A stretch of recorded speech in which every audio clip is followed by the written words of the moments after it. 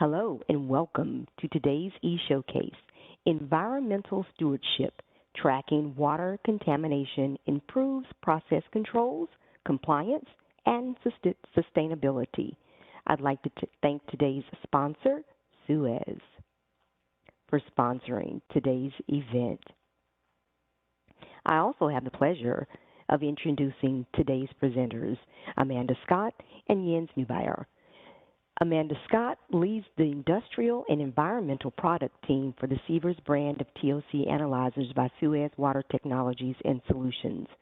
In this role, Amanda develops and supports innovative monitoring solutions to help industries and municipalities meet their quality, compliance, and control goals.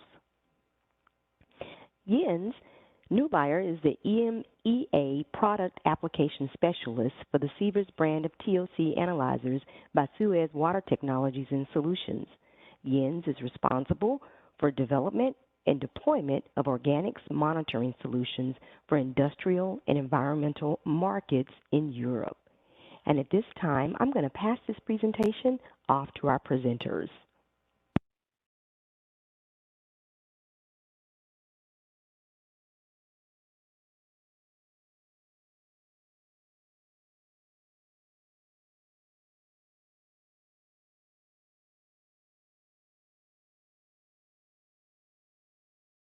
Okay, good morning, good evening, good afternoon, everyone.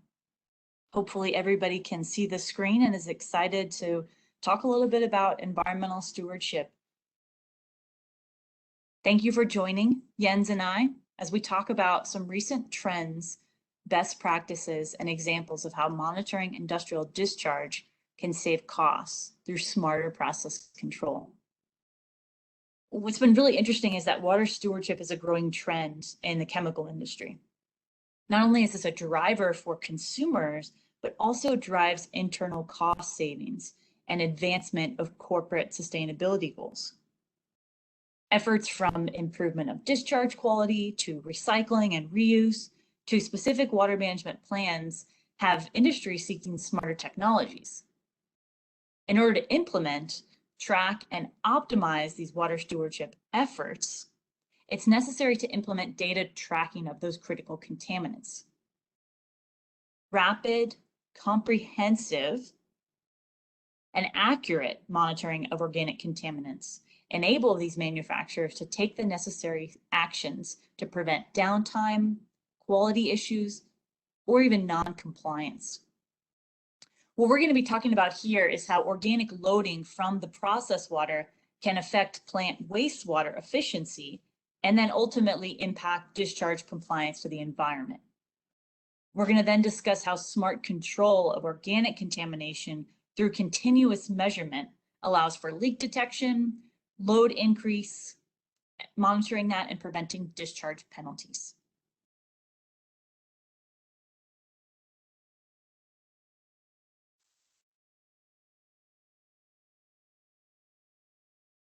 So as we discuss discharge control with extra benefits, we will cover emerging challenges and trends within the chemical industry, specifically around those changing consumer needs and changing discharge requirements. Then we will cover how simple and comprehensive monitoring solutions can yield opportunities to save on water, save on time, save on labor, and save on materials. After that, my colleague Jens will cover two case studies regarding cooling water and industrial wastewater. Finally, we will summarize and answer any questions you have.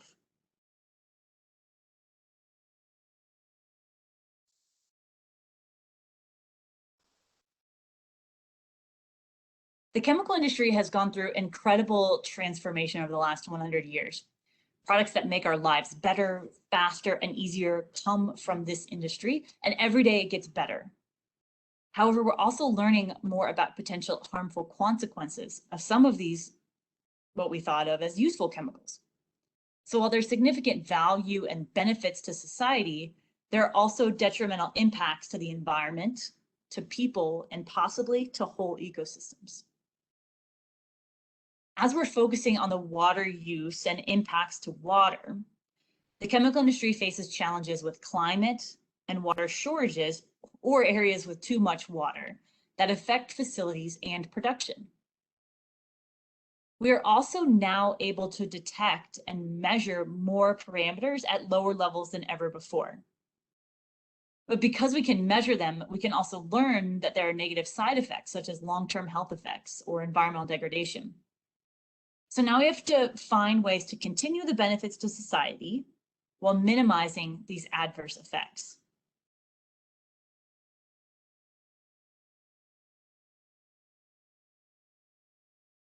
In addition, consumer mindsets are changing.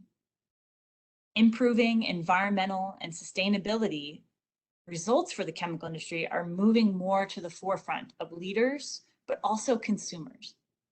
This recent report from Accenture surveying many consumers across the globe shows just how far-reaching environmental and sustainability goals could affect a company. It's not just about meeting permits anymore, but saving costs and protecting the brand, as well as the workforce.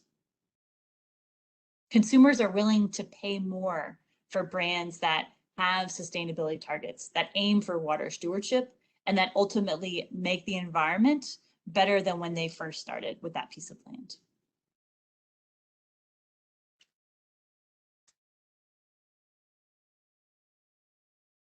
Now, how do companies respond to these changes and factors? Well, new circular business models aim to capture value and drive growth. Many companies are leaning towards improved water stewardship to achieve these environmental and sustainability goals. And so to make these advances often involves the following: efficient energy and water use, reusing and reclaiming where possible, utilizing advanced treatment technologies, and implementing rapid and comprehensive automation for detecting trends as well as those anomalies.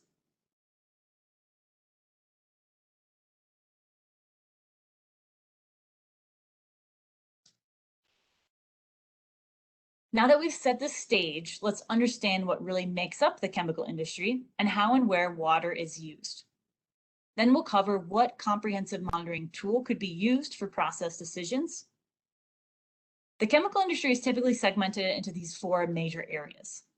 All of these are water intensive and face growing regulations. As water enters and is used and makes its way through a facility, it can bring, capture, or leave contaminants. It's a best practice then to track these contaminants entering so that they can be removed properly and ensure that water is fit for the purpose throughout the facility, before finally deciding if it's clean enough to discharge. The bulk petrochemical and intermediate often involves manufacturing of carbon-based or organic compounds. With this being the largest segment, carbon monitoring of the various water uses becomes very important.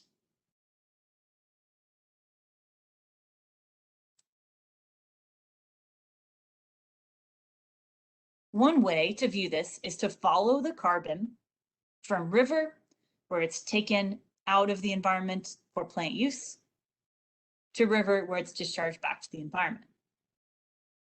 When a plant takes water from a river or other source water, it needs to return it to the environment in the same or better condition.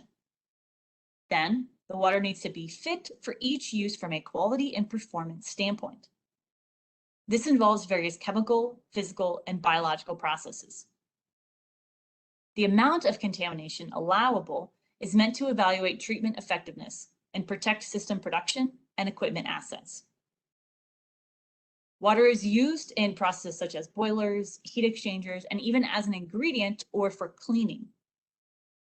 Then all of that water, waste, and contamination ends up needing some sort of treatment at the end of the plant. Finally, the discharge is returned or sometimes recycled.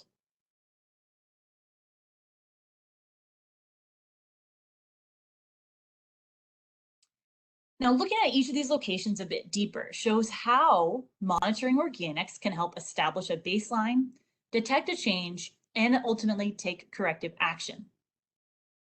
Source water is affected by seasonal, weather, or changes from the source itself. Utility water must be pure, as the higher temperature and pressure of steam systems can cause any contamination to break down into harmful corrosive species or leave deposits on equipment. Similarly, cooling or condensing could be impacted by leaks of cooling fluids into the process or the product. Water used as an ingredient in cleaning or in the process can't carry over from batch to batch or contaminate the product itself. Lastly, understanding what's being sent to the wastewater treatment allows for targeted treatment to achieve effluent compliance for the environment. Now we'll take a brief look to understand what water challenges you have. So let's launch our poll. Which stream of water within your plant causes you the most challenge with regards to quality, treatment, or compliance? Is it source water, ingredient water, utility water, or wastewater?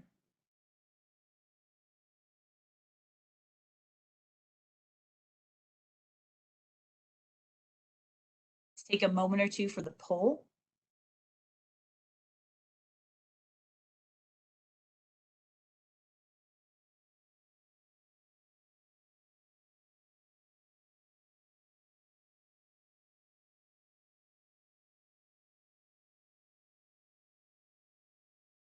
Okay. We will catch that poll another time. We will continue.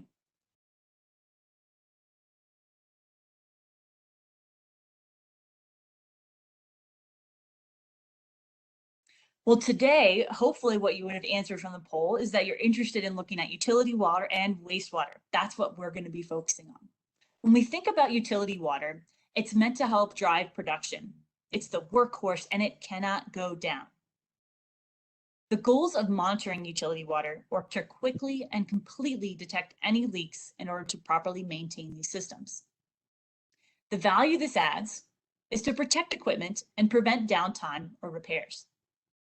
Further value can be gained in the ability to reuse water if it's of good quality, or to smartly divert it prior to discharge if it's contaminated.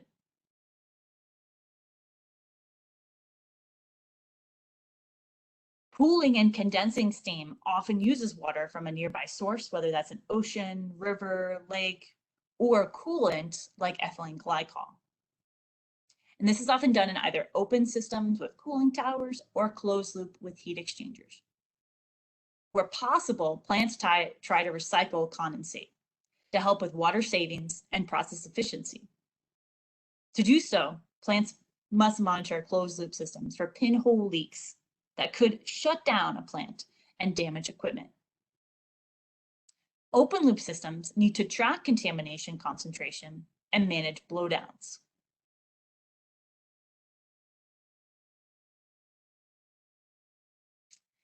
The other main application we're going to discuss here is wastewater.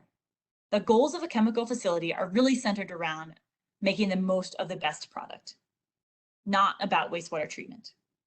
But treating waste is an inevitable consequence of most production processes. The goals of monitoring wastewater are to remove contamination, meet effluent standards, and treat that waste in an efficient manner. The value in knowing and tracking wastewater loads and treatment efficiency are to have the best and truest information to make those process adjustments. By knowing the loading, plants can control and improve treatment, which results in continuity and cost savings, whether in chemical, labor, or biggest energy reduction. Ultimately, the plant wants to operate as mentioned before in a manner that improves environmental performance and reduces the impact to the environment.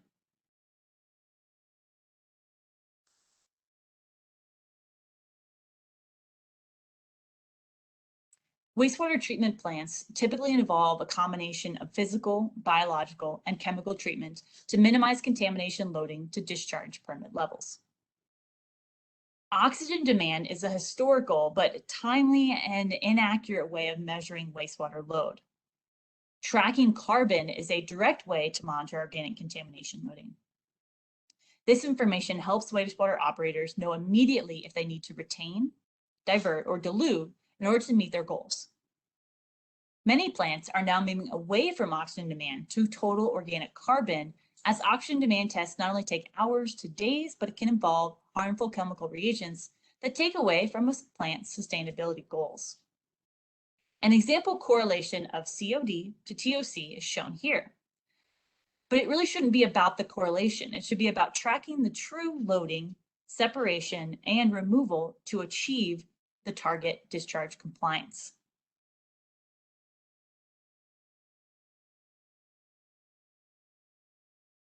Further from just passing a discharge exam, monitoring that true food can really help optimize treatment. The food to microorganism ratio, or F to M, has served as a widely used process control parameter for monitoring and servicing activated sludge systems. Recently, there have been some studies to try and move from a theory to a guess, but actually to a real operating parameter and an operational target. So moving from that guess to a target. This approach offers a faster, more accurate way to obtain actionable feedback to make process adjustments. The concept here we're talking about is to measure actual carbon load and actual living biomass. Monitoring the food coming into a biological process and wastewater discharge organic loads is the goal. TOC offers real-time data over days, from days and hours to minutes. If the F to M, or food to microorganism ratio, is too small, there's not enough food. There are too many microorganisms for the amount of food, and the biomass will gradually decrease to meet that. If there is too high of an F to M ratio, there's too much food. There are not enough microorganisms to consume the food. So either the biomass will increase, or if the carbon is not readily biodegradable, it will remain high. And then in either of these cases, we have an inefficiency. So now that we have a background of the chemical industry, trends in consumer and corporate mindset, and areas to achieve corporate environmental and sustainability goals using organics monitoring through the facility, let's now apply these principles with some real-world case studies. My colleague Jens will cover these.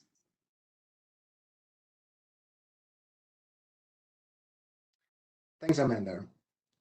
So our first case study is about utility water, about a big European chemical manufacturer who requires a huge amount of cooling water.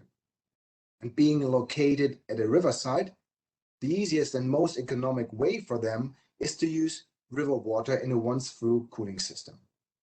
Water is taken from the river and returned back to the river after being used for cooling, normally untreated. Of course, the manufacturer must assure that the temperature is not raised above certain limits to protect the environment and the aquatic life, but also, and for the same reason, no contaminants must have entered the water before discharge. What goes in has to go out again without changes. And this is part of their operational permit by authorities. But it's not just about compliance with the legal requirements. Nowadays, companies take responsibility for sustainability and environmental protection. And these goals are on a top level in the corporate strategies. And to meet these goals, companies have a high self-interest in monitoring and controlling their processes optimally in order to have the least possible impact on the environment. So what are the particular challenges of this customer? Well, the customer is, of course, controlled by the authority. Upstream and downstream measuring stations compare water parameters every 2 hours plus a 24-hour composite sample. And no significant changes should be detected. And if limits are exceeded, the company is fined or even has to slow down production. And to avoid any of these penalties, the manufacturer is proactively monitoring their water streams, like temperature, pH, conductivity, for example. The challenge, if it comes to organic contamination, is the enormous amount of different organic substances that can potentially contaminate the cooling water. These can come from the great variety of products used in the plants, from leaks, from spills throughout the processes, or stormwater. It is not reasonable to have a specific analysis for each and every compound. So the solution here is to use a sum parameter that indicates the overall organic contamination. As most of the organics are not fully picked up by conductivity or pH, for instance, for this plant, the best available technology for the detection of organic contamination is TUC analysis. It provides reliable and accurate information about the organics level in the water, regardless of the origin of this contamination, and moreover, offers the possibility of online operation with fast response times. So once the parameter was set, the next step was the selection of a suitable TUC analyzer that fulfills further criteria required for their monitoring concept and produces reliable results in a range between 1 and 2 ppm TUC.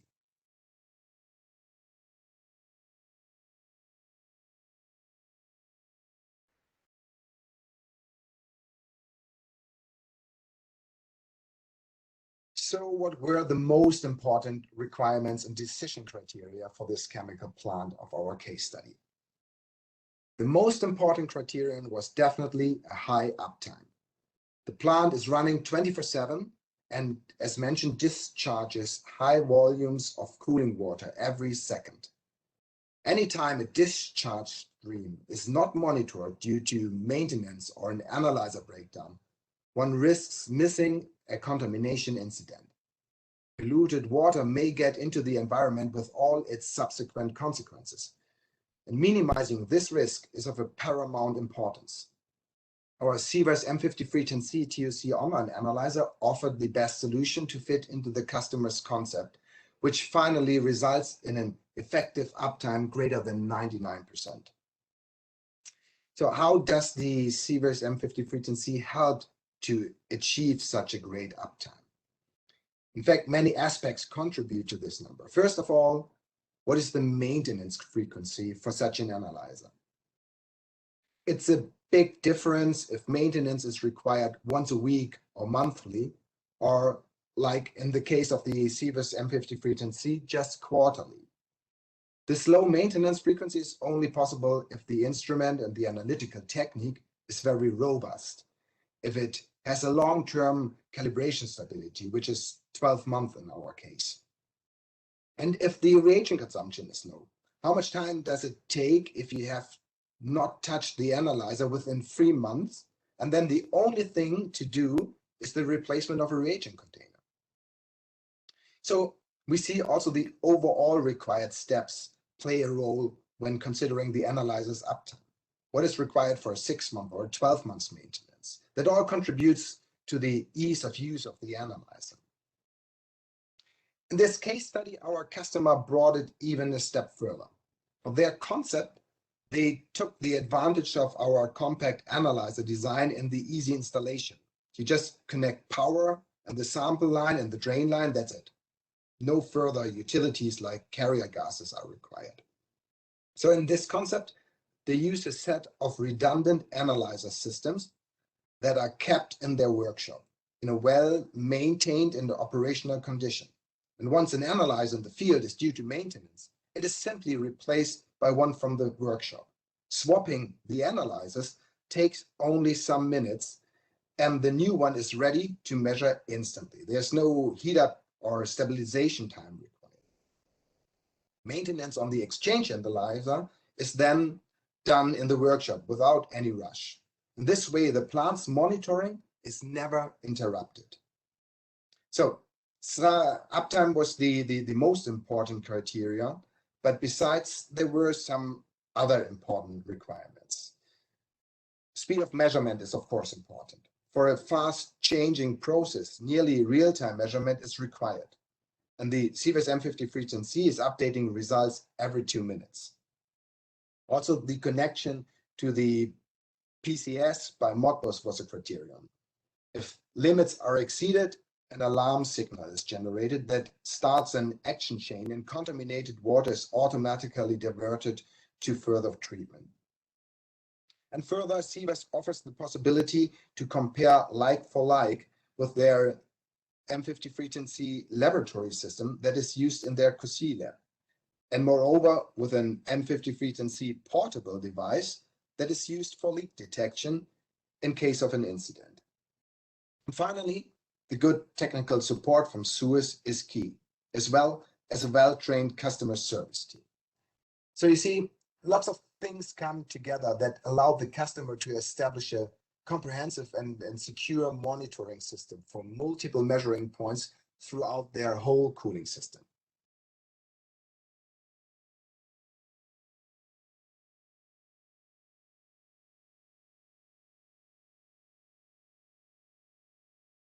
The second case study we like to present is about industrial wastewater monitoring at a caprolactone manufacturer in the UK.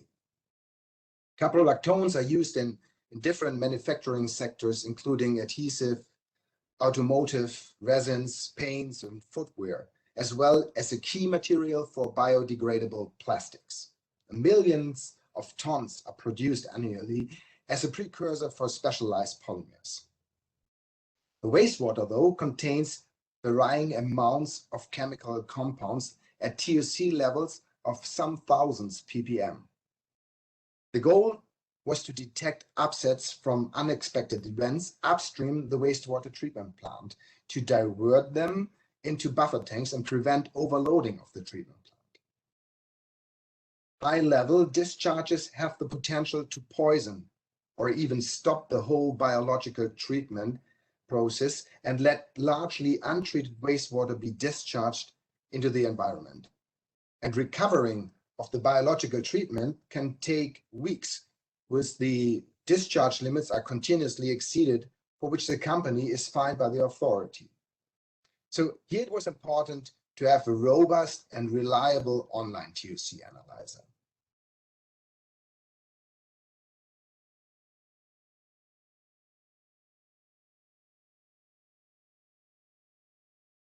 The varying and complex composition of the wastewater with high salt contents is a challenge for many TOC analyzers.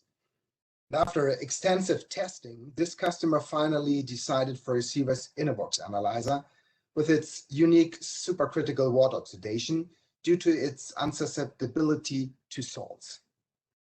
And partnering with our other water treatment divisions from SUEZ, we were able to provide a complete solution for water monitoring with proper installation in a harsh industrial environment.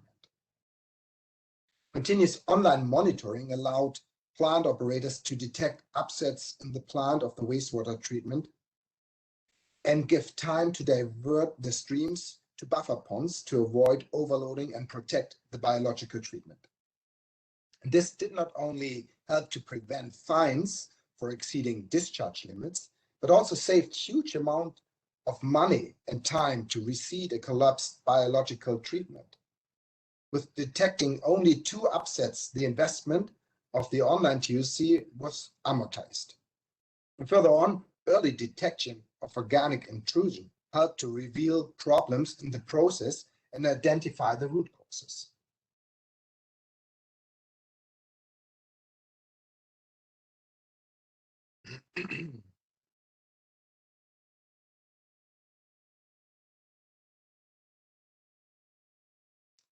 So let's sum up some benefits of the monitoring solutions chosen in these case studies. The M-series TOC analyzers contribute to the following important criteria for source water, drinking water, pure condensate, boiler feed, and cooling water.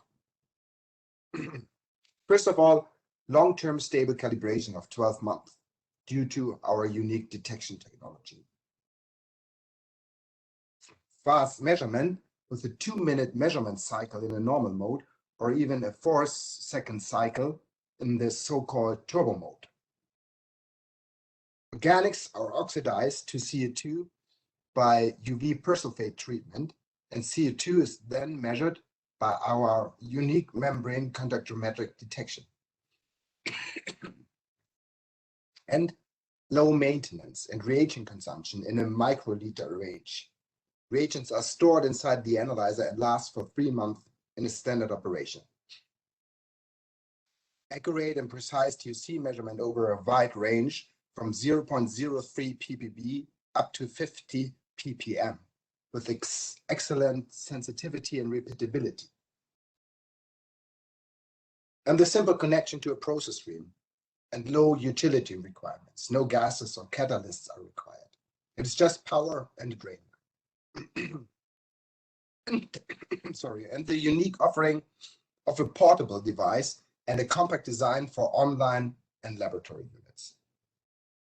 The Sievers Innobox TOC analyzer for lab and online application can handle complex waters, from seawater to brine to petrochemical discharge, polluted condensates, and difficult food and beverage samples.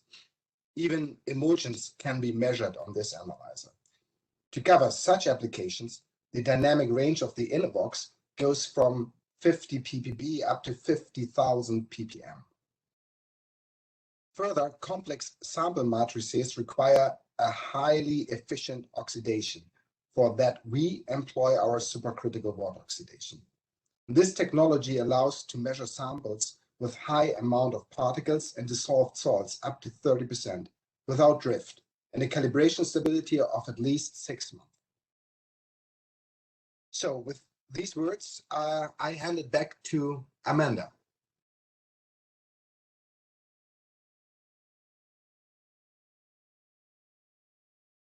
Thank you, Jens, and I hope everybody really enjoyed hearing those case studies and kind of real world examples of how these different solutions are used for environmental compliance, as well as process control and equipment protection. As we look river to river, from the purest water systems to the most complex wastewater matrices, this portfolio from Sievers shows the breadth and depth of organics monitoring from 30 parts per trillion to 50,000 parts per million, with tailored solutions at each critical monitoring point.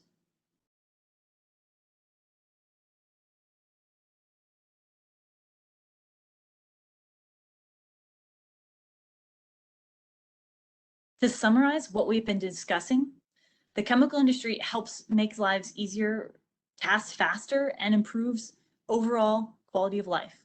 But there can be downsides, especially regarding environmental discharge, water use, and overall corporate sustainability. Consumer trends are showing that people favor buying from companies with strong sustainability goals, especially with regards to water stewardship.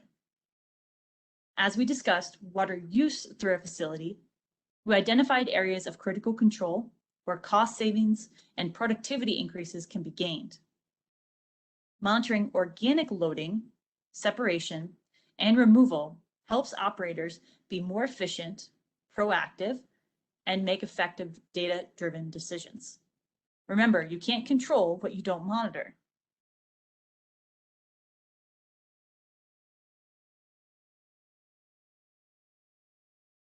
So with that, we thank you for joining us today to discuss some trends and best practices, followed by some real-world examples of how monitoring industrial discharge to the environment save costs through smarter process control. We hope you enjoyed the session, and we look forward to answering any questions you have or connecting with you again in the future. All right, Amanda and Jens, thank you so much. If you have any questions or comments in reference to today's presentation, please go ahead and take this opportunity to chat to the everyone option, any questions that you may have. And we do have a few questions for you. I'll go ahead and start out with the first one. What is the difference between using TOC versus COD or BOD for discharge? Sure, so we touched on that a little bit, and we can go into a little bit more detail here. So historically, oxygen demand, chemical oxygen demand, which typically takes about 2 to 3 hours using sometimes a harmful reagent, or biological oxygen demand, which typically takes 5 days for the standard method, and relies on biological activity and demand of that from the contaminants in the water. So those are both indirect measurements of what contamination load is in that particular sample. The other challenge with those measurements is that they lack the precision and the sensitivity on the discharge side. And when we're looking to actually gain discharge regulatory compliance, not having accuracy or precision there can be really critical. If you're looking at a BOD measurement that has a 20% precision on the low end, it's very hard to see if you're in compliance or if you're not. In addition, any kind of cleansing agent or sanitizer will actually negate the BOD test. On the COD side, there are other items within the water, other contaminants that could also consume that oxygen demand, depending on what the makeup is of that and how that is then reacting with your chemical oxidant. And so if you have nitrites, if you have sulfates, those are going to consume oxygen demand as well. So when we're trying to look at, okay, how do we control a biological system? How do we know how much carbon is actually being loaded? Monitoring using TOC is the most direct method. And so hopefully that provides a little bit of insight on that question. There's another question that's come in here. What's the compatibility with different monitoring systems? So I'm not sure I completely understand the question, and maybe we can get into a little bit, but the compatibility, if I go back one slide or two slides actually, and we look at kind of the range of different monitoring solutions, maybe this is the compatibility that we're thinking about. So at the bottom, we can see the range from in terms of carbon loading. So on the very low end, 30 parts per trillion or 0.03 parts per billion or micrograms per liter, all the way up to 2.5 milligrams per liter. So that's meant for more ultra pure water and those kind of ultra pure monitoring systems. When we look at, say, the M series, M90, M9, M5310C, those, as Jens mentioned, are really looking at source water to cleaning water, drinking water, and some discharge and reuse situations. When we need something that's going to be highly variable in contamination loading, possibly salts, possibly solids, that's where a more robust technology and the Innovox laboratory online would be more suitable to that range. So in terms of the type of water, there's definitely a solution based on what that actual use is and how it might change, as well as what the desired criteria is for how we're going to use that data. Ultimately, we want to find a solution that can make sure that the data is used appropriately. And then it looks like we have another question that came in asking about TOC analyzers collecting sample aliquots or providing real-time analysis. So I'm going to stay on this slide to answer that question as well. When we think about kind of batch or continuous mode, Jens mentioned with the M series, there are portable, online, and laboratory models, all using the same technology. So you could take like for like from lab to online. Lab means we're taking aliquots. We're taking a sample out of the environment, likely putting it into a vial, and then we're analyzing that vial separately. Online or continuous means we are sampling from a continuous stream, taking a slipstream of that, having that continuously flow through the analyzer. So we're detecting any kind of leaks, any anomalies in the data, really looking at that from a real-time standpoint. The nice thing about having those different versions of the same technology is as you grab a sample or as you look continuously, you can be sure that you're going to be analyzing that in the exact same way and ensure like for like across your plant and the different applications where you're looking for your organic contamination loading.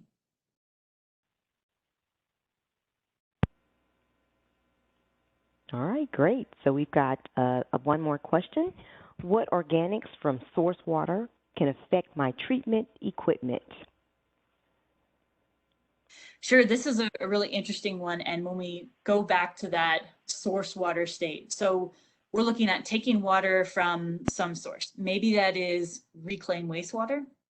Maybe it's a river. Maybe it's a lake. Maybe it's we actually have a deionized water system and we're taking from that. Maybe it's trucked over to us. So whatever the plant is starting from, that's considered the source. Each of those can have different organics that contribute to how that loading comes in and how that loading could change. So let's take a look at probably one of the more complex ones. Let's take a look at reclaimed wastewater. So we have a wastewater facility that treats water to tertiary treatment, discharges into a environmental body that, let's say, that flows all the way for a while to the plant. So it could have any other contaminants from that wastewater treatment influent that didn't get removed through those different stages. It could have some small, like emerging contaminants or small compounds that maybe didn't make its way through to being broken down, or maybe any of those byproducts. Then as it comes through the ground, it'll pick up organics like natural organic matter. So your humic acids, fulvic acids, it'll pick up polysaccharides, it'll pick up larger polymer molecules, it'll pick up plant and animal decay. It could pick up, a lot of other things that could be in that environmental source. Then let's say we have a storm event, and that storm event can, cause high amounts of water. Maybe that lowers the concentration, or maybe that actually brings in from runoff other contaminants. So it could bring in some nutrient loading. Let's say it gathers some fertilizer, or it gathers some things that have washed over. That could also include organics that have possibly complexed with other compounds, or organics that have complexed with metals. Oftentimes your heavy metals are carried into a plant as a complex with organics. So as those come into treatment, we know that organics and some combination of IR tend to foul membranes, so it's important to remove those as much as possible, as well as we know that large chain polysaccharides and some humic acids can foul some membrane surfaces. So we want to be really careful to have the right proper pretreatment. Just like we have the right proper filtration coming into a plant, we want to make sure that we can knock out any of those critical contaminants to make sure that the treatment is efficient. Because ultimately what we want to see is we want to see really nice removal. Some treatment systems can get 90+% removal of organics across them. Some will get 50%. It depends on what the ultimate goal of that water use is, what the type of contaminant is coming in. And so there are lots of experts and lots of different treatment chains that we can use to target those organics. Then as we monitor the change in those organics, you can make small adjustments that will result in cost savings. So your organics go up, maybe we use a little bit more coagulant, or your organics go down, maybe we use a little bit less, or noticing that the organics are changing, so maybe we need to use a different coagulant or a different polymer. Maybe we need a multi-stage treatment that ends up being more efficient, so we don't have to do as much cleaning of other treatment equipment. So there's lots of different ways to look at it, but that's definitely, there are a lot of different types of organics that come in, some that are more harmful than others to equipment, some that are more harmful or not for human health, and some that are more harmful or not for the treatment process itself. But there are so many different technologies out there that can be combined in a multi-barrier fashion to really ensure that we can get full removal and destruction of any harmful contaminants. All right, great, Amanda. Would you like to take just one more question? And I think that'll take us right at the end of our presentation. Sure. So that last question is going to be, what problems can arise from excess organics in my boiler feed water? Sure. So we touched a little bit on utility water in terms of cooling water, monitoring that for discharge. When we think about it, as we just talked about what contaminants come in and how could that affect treatment, boiler feed water needs to be pure. And any organics or any contaminants in that water can easily get carried over the steam, can easily impact turbine performance, either causing corrosive environments or depositing on equipment itself. Those things sometimes aren't noticed right away, but maybe you hear a vibrational concern because there's a deposit. Maybe you actually are requiring more, rinsing of the system, but you can't really get in there and open it up to see what's happening until possibly it's too late.